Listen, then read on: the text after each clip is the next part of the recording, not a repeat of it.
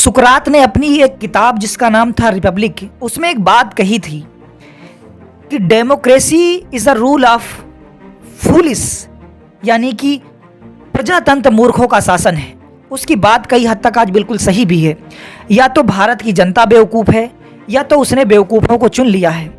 आज संसद में गुंडे बैठे हैं जिन्होंने ठेका ले रखा है भारत के युवाओं की ज़िंदगी बर्बाद करने का। नमस्कार दोस्तों, मैं ब्रजेश, मेरे YouTube चैनल विद्यादान पर आपका हार्दिक स्वागत है।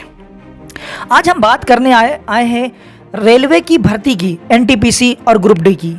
हम आज ये जानते हैं कि किस तरह से भारत की सरकार युवाओं को बेवकूफ़ बना रही है। 2019, 2020 और 21 में भारत की सरकार ने 5 राज्यों में चुनाव करवाए। जब कोरोना अपनी पीक पे था तो उस समय भारत की सरकार चुनाव करवा रही थी। ये 5 राज्य थे: पश्चिम बंगाल, केरल, तमिलनाडु, असम, पुडुचेरी। इनमें से कई राज्यों को भारत की सरकार ने जीता भी और यहाँ अपनी सरकार भी बनाई। उसके बाद उत्तर प्रदेश के अंदर यूपी इलेक्शन करवाए, पंचायत चुनाव करवाए और यहाँ भी कोरोना पीक पे था, फिर भी चुनाव करवाए गए। लेकिन जब बच्चों की पढ़ाई का समय आया तो लॉकडाउन लगाया गया। बच्चों का जब इम्तिहान हुआ तो लॉकडाउन लगाया गया। बिहार में अभी भी चुनाव चल रहे हैं, लेकिन सिर्फ और सिर्फ कोरोना तब आता है जब भारत के युवाओं का भविष्य खराब करना होता है। आपको तय करना होगा कि भारत की सरकारें आपके बारे में क्या सोचती हैं। 3 साल हो चुके हैं। आज 26 नवंबर को 1008 दिन पूरे हो गए हैं एनटीपीसी और ग्रुप डी की जॉब आए हुए। हमसे इन्होंने 848 करोड़ रुपए वसूले हैं और उसी पैसे से इन्होंने चुनाव में खूब पैसा खर्चा किया, खूब सरकारें बनाई। अब हमें समझना होगा कि इनको कैसे हटाया जाए, क्योंकि व्यवस्था परिवर्तन नियम है। बिना हटाए या बिना लड़े आपको सफलता नहीं हासिल होगी। इनका हर चीज़ का शेड्यूल तय होता है। इनका चुनाव तय समय पे होता है।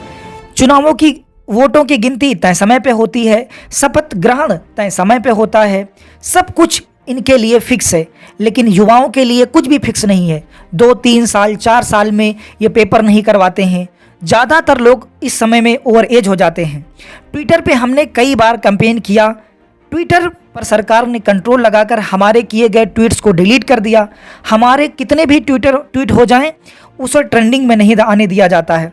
आप देखिए 2000, 1500 ट्वीट भी ट्रेंडिंग में दिखाई देते हैं, लेकिन हमने करोड़ों, 1-1 मिलियन ट्वीट किए हैं, उनको सरकार ने डिलीट करवा दिया। यूपीएससी ने एग्ज़ाम करवाना चालू करवा दिया। बैंक एग्ज़ाम करवा रही है अपनी। एसएससी के एग्ज़ाम हो रहे हैं, लेकिन जैसे ही बात आती है रेलवे की, सरकार इस तरह से रिएक्ट करती है जैसे उसे कुछ पता ही ना हो। हमने लाखों बार कोशिश की। भारत का 2.5 करोड़ युवा परेशान है। उसके घर में मोहताज हो चुका है वो दाने दाने को। उसके पास इज्जत का समय तक नहीं बचा कि वो इज्जत से किसी से बात कर पाए। हमारे रेल मंत्री बनाए गए हैं। ये रेल मंत्री नहीं, ये रोबोट हैं। इनका नाम है अश्विनी वैष्णव। विश्वास करिए, ये हार्वर्ड से पढ़ के आए हैं, आईएएस ऑफिसर रहे हैं, लेकिन इनको कुछ समझ में नहीं आता। प्रधानमंत्री जी अगर ट्वीट कर दें तो सारा दिन उसको फोटो डालते रहते हैं अपनी फेसबुक, अपने व्हाट्सएप पर। ये सिर्फ फेसबुक, व्हाट्सएप, ट्विटर पर ये सिर्फ प्रधानमंत्री के फ़ोटोज़ डालते हैं। बाकी इनका कोई काम नहीं है।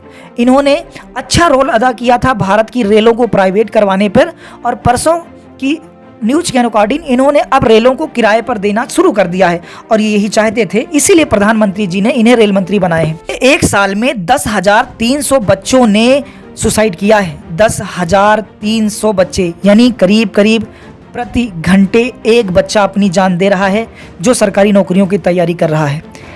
कुछ लोगों ने मुझसे कहा कि सरकार कितने लोगों को सरकारी नौकरी देगी, तो वो भी मेरा सवाल और जवाब सुन लें।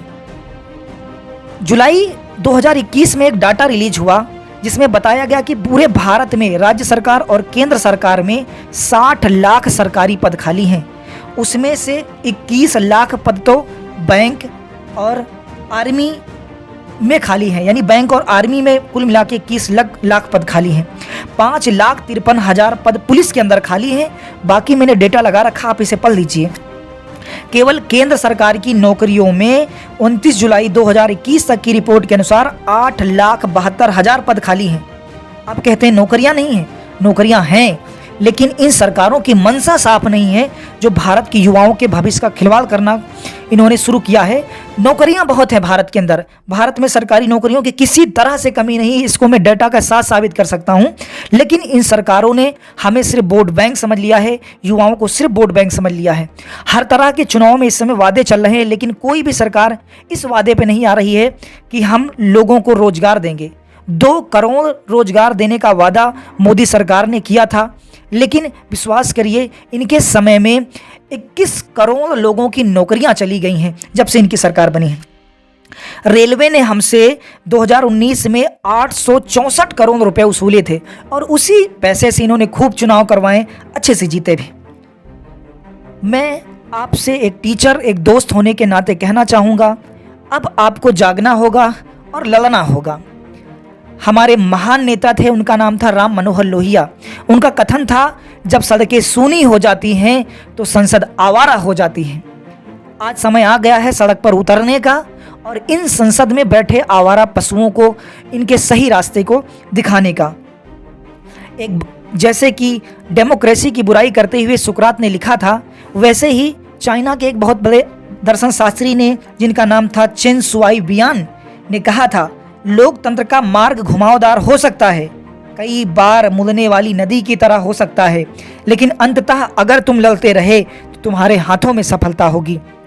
अब वक्त आ गया है, हमें रेलवे, एनटीपीसी और ग्रुप डी की लड़ाई लड़नी होगी, हर हाल में लड़नी होगी और हमें जीतना होगा। इस वीडियो को इसी उम्मीद से बना रहा हूँ कि हर बच्चे तक पहुँचाएंगे और ज़्यादा से ज़्यादा शेयर करेंगे, जिससे उस बहरी सरकार को सुनाने में मदद मिले।